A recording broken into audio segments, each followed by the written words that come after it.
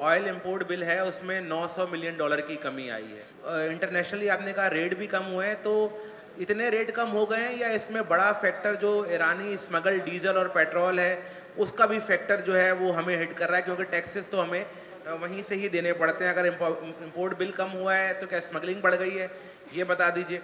साथ आपने बताया कि महंगाई पिछले साल 23.24% थी और इस साल जो आप फोरकास्ट कर रहे हैं वो 11.5 से 13.5% कर रहे हैं। तो ये बताएं कि इस तक जो बजट के बाद महंगाई का तूफान बरपा है, तमाम एक्सपोर्टर से लेकर तमाम ट्रेड यूनियन जो है वो हड़ताल कर रही हैं, उनका बेड़ा गर्क हो गया है। ये आपके पास कौन सा चिराग है जिसमें आपको महंगाई कम होती दिख रही है? अगर इतनी ही कम होती दिख रही है तो फिर स्टेट बैंक की मॉनेटरी पॉलिसी कमेटी ने 1% शरह सूद क्यों कम की है? ज़्यादा कम कर देती, ये IMF का दबाव था? Thank you. चलो इसके जवाब दे दीजिए। तो सबसे पहले मैं एक्सटर्नल फाइनेंसिंग की बात कर लेता हूँ, क्योंकि ये बहुत इम्पॉर्टेंट एक क्वेश्चन है और ये और लोगों के भी ज़हन में होगा। तो इस पे पहले बात कर लेते हैं, फिर मैं बाकी क्वेश्चंस पे भी बात करता हूँ। तो इस साल के लिए पिछले साल का पहले, जैसे कि आपको याद हो, तो पिछले साल जब हमने जुलाई में प्रेस कॉन्फ्रेंस की थी तो उस वक्त मैंने कहा था कि हमारे जो एक्सटर्नल फाइनेंसिंग की जो डेट ऑब्लिगेशंस जो होंगी, जो रीपेमेंट्स हमने करनी, वो 24.5 बिलियन हैं पिछले साल। और अल्हम्दुलिल्लाह वो जो भी उसमें इंटरेस्ट और प्रिंसिपल पेमेंट्स थी वो सारी की सारी जो है वो अपने टाइम पे उनकी रीपेमेंट हुई, या जहाँ पे कि बाईलैटरल था तो उसका रोल ओवर हुआ। तो लेकिन आप देखें कि ये बहुत अहम बात है कि उस वक्त भी लोगों के बहुत कंसर्न थे कि हमारे पास फाइनेंसिंग नहीं है और हम इसकी डेट ऑब्लिगेशंस पता नहीं कर पाएंगे या नहीं कर रहे हैं, जो मुख्तलिफ लोगों के मुख्तलिफ कंसर्न्स थे। तो एक्चुअली जो साल का जो अभी इख्तिताम हुआ है तो उसमें आपने देखा कि हर डेट पेमेंट जो हमारी थी वो ऑन टाइम हुई, उसमें किसी एक दिन का भी डिले नहीं हुआ। वो इंटरेस्ट की पेमेंट हो या प्रिंसिपल की पेमेंट हो, वो गवर्नमेंट की पेमेंट हो, किसी पब्लिक सेक्टर एंटिटी की पेमेंट हो, या इवन प्राइवेट जो कॉरपोरेट एंटिटीज़ की डेट पेमेंट्स हैं वो पेमेंट्स हों, तो वो सब की सब ऑन टाइम हुई और उसमें कोई डिले नहीं हुआ। और इसके बावजूद हमारे रिजर्व्स जो हैं वो 4.4 बिलियन से 9.4 बिलियन पे हुए, उसमें 5 बिलियन का इजाफा हुआ। और ये भी बड़े क्वालिटी रिजर्व्स हैं, इसलिए कि ये हमने कहीं से बारो करके रिजर्व बिल्डअप नहीं किए, ये हमने अपने इंटरनल जो जनरेशन ऑफ फॉरेन एक्सचेंज है, मार्केट ऑपरेशंस के ज़रिए इनको इंक्रीज़ किया है। तो ये हमने किसी को वापस नहीं देने, ये हमारे अपने रिजर्व्स हैं जो कि हमने बिल्डअप किए हैं over a period of time. तो ये बहुत इम्पॉर्टेंट मेरा ख्याल पॉइंट है जो आप लोगों को भी इसको नोट करना चाहिए कि ये रिजर्व्स जो बिल्डअप हुए हैं ये कोई बोरिंग इसमें नहीं शामिल, हमारे अपने जो ऑपरेशंस हैं वो उसके ज़रिए हमने इनको इंक्रीज़ किया। अगले साल के लिए जो है वो हमारी जो अभी तक की असेसमेंट है, ऑब्वियसली हम इसमें मुख्तलिफ सोर्सेज हैं डाटा हमारे पास, जो मिनिस्ट्री ऑफ फाइनेंस का भी है, मिनिस्ट्री ऑफ जो हमारा इकनॉमिक अफेयर्स डिवीजन्स हैं, और स्टेट बैंक के अपने जो डिपॉजिट्स और उसकी रिपेमेंट्स हैं, और इसके अलावा IMF रिलेटेड पेमेंट्स हैं। तो ये सब हमने मिला के जो एक एस्टिमेट किया है वो $26.2 बिलियन है, जिसमें कि $4 बिलियन जो है वो इंटरेस्ट पेमेंट्स हैं और 22 बिलियन से थोड़ा सा ऊपर जो है वो प्रिंसिपल पेमेंट है।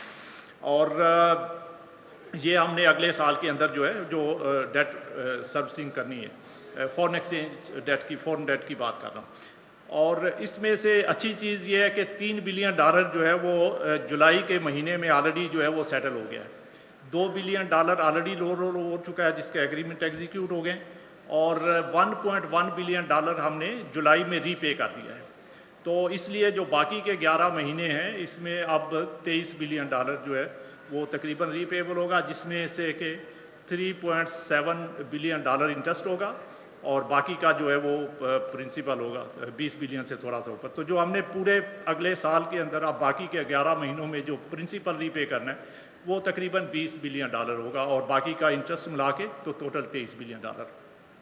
तो ये इसके अंदर जो है वो हमारे पास रिजर्व्स इस वक्त $9 बिलियन के हैं, 9 बिलियन से ऊपर। तो लेकिन इसके अंदर इम्पॉर्टेंट बात जो नोट करने के लिए आपके लिए है वो ये है कि इस टोटल जो मैंने आपको 26 बिलियन बताया, इसमें से 12.3 बिलियन जो है वो रोल ओवर होगा बाईलैटरल जो है, और इसके अलावा 4 बिलियन के कमर्शियल लोन्स हैं जो अगेन बायलैटरली अरेंज्ड लोन्स हैं और वो भी रोल ओवर होंगे। तो 16.3 बिलियन जो है वो 26 बिलियन में से रोल ओवर होगा। बाकी जो है वो 10 बिलियन का टोटल रीपेबल अमाउंट है और उस 10 बिलियन में से भी जैसे मैंने पहले बताया कि 1 बिलियन तो ऑलरेडी 1.1 बिलियन रीपे हो चुका है, तो ये 9 बिलियन है।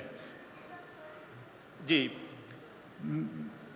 मैंने ये कहा कि टोटल हमारे पास जो रीपेबल अमाउंट था 26 बिलियन, उसमें से 16 बिलियन से 16.3 बिलियन जो है वो या तो वो commercial loan, commercial bilateral loan है या गवर्नमेंट टू गवर्नमेंट लोन या डिपॉजिट्स हैं हमारे स्टेट बैंक के। तो ये सब जो 16 बिलियन है ये रोल ओवर हो जाएगा, ठीक है। तो लेस देन 10 बिलियन रीपेबल है, उसमें से जो है वो 1.1 बिलियन ऑलरेडी हम रीपे कर चुके हैं इस जुलाई के अंदर। तो अब 9 बिलियन से नीचे जो है वो बाकी का जो है पूरे साल के अंदर रीपे होना है और उसमें से हमारे पास रिजर्व इस वक्त 9.1 बिलियन डॉलर हैं। तो हमारे बहुत ही ज़रूरी बात यह है कि इस वक्त जो हमारे जो सर्विसेबल डेट है फॉर करंट फिस्कल ईयर वो हमारे रिजर्व से कम है। हमारे रिजर्व जो है वो हमारे डेट रीपेबल जो होगा साल का उससे ज़्यादा है, इस वक्त हमारे पास ज़्यादा हैं। तो आप आगे तो जो हमारे पास इनफ्लोज आने हैं वो एडिशनल होने हैं। तो इसलिए अगर कोई समझता है कि इसमें हमारी फॉरेन डेट सर्विसिंग में हमें कोई इशू आएगा तो आप फैक्ट्स को देखें, जो डाटा मैंने आपको प्रेजेंट किया इसको देखें और उसकी लाइट में देन देखें कि हमारे पास इस वक्त capacity to service foreign debt जो है वो पूरी तरह अवेलेबल है और हमें इस डेट सर्विसिंग के अंदर अगले साल के अंदर कोई प्रॉब्लम नहीं आएगा। जो दूसरा क्वेश्चन था रिगार्डिंग ऑयल, एक और साहब ने जो किया था, जो डोमेस्टिक बोरिंग है वो ऑब्वियसली वो गवर्नमेंट मिनिस्ट्री ऑफ फाइनेंस का सब्जेक्ट है, तो आप उनसे रेज करिएगा। हमारे क्योंकि वो सारी प्लानिंग उसकी जो है ना वो उनके यहाँ होती। जो दूसरा क्वेश्चन था ऑयल और पेट्रोलियम रिलेटेड प्रोडक्ट्स, तो इसमें जैसे मैंने पहले बताया कि पेट्रोलियम प्रोडक्ट्स का बिल जो है वो फर्स्ट क्वार्टर 2023 में जो 2.3 बिलियन डॉलर था और ये आहिस्ता आहिस्ता कम होके ग्रेजुअली कम हुआ है। वो उसमें प्राइस रिडक्शन इज़ सिग्निफिकेंट और की कंट्रीब्यूटर, लेकिन उसके साथ जो है वो import volume because of slow down in economic activity वो वॉल्यूम भी उसमें रिडक्शन आई है।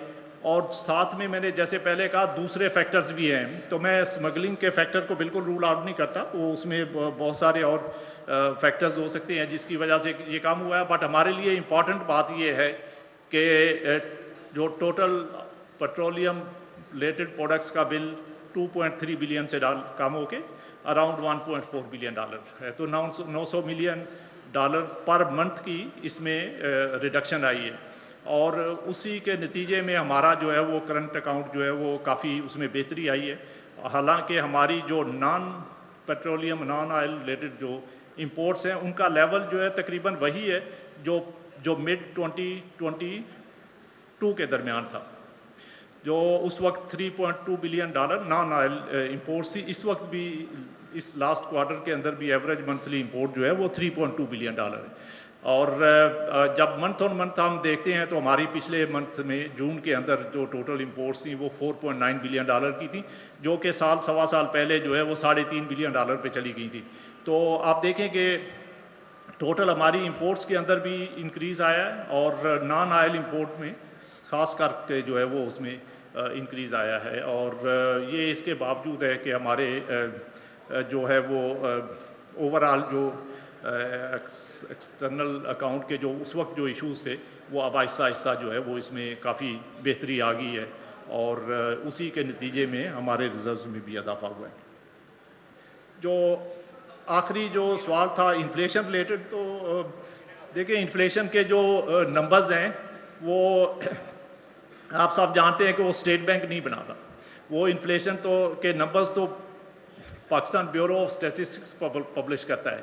तो ये तो एक इंडिपेंडेंट अदारा है, वो स्टेट बैंक हम तो असेसमेंट कर रहे होते हैं, बट जो एक्चुअल जो नंबर पब्लिश जो डाटा है वो डाटा जो है वो पाकिस्तान ब्यूरो ऑफ स्टैटिस्टिक्स एक थर्ड पार्टी है। तो आप जो ये जो बात कर रहे हैं कि स्टेट बैंक ने कोई नंबर इधर उधर दे दिए, तो ऐसी बात नहीं है, वो नंबर बिल्कुल ऑथेंटिक नंबर हैं। और सबसे इम्पॉर्टेंट बात ये कि आप में से हर एक और इसके अलावा जो हमारे एनालिस्ट हैं वो इकनॉमिक एनालिस्ट जो हैं वो सारे के सारे भी अपनी अपनी असेसमेंट कर रहे होते हैं। तो उनके अगर आप असेसमेंट्स भी देखें तो मोर और लेस इसी रेंज में आ रही हैं जो आज मैंने आपसे बात की है कि हमारा इस साल का इन्फ्लेशन जो है वो 11.5 से 13.5% के दरमियान हमने कहा है। बहुत सारे एनालिस्ट भी कोई उसको 11 कह रहा है तो कोई 12 कह रहा है तो कोई 14 कह रहा है, तो इसी रेंज में वो वेरी करते हैं और हर कोई इंडिपेंडेंटली अपनी असेसमेंट वो कर रहा है।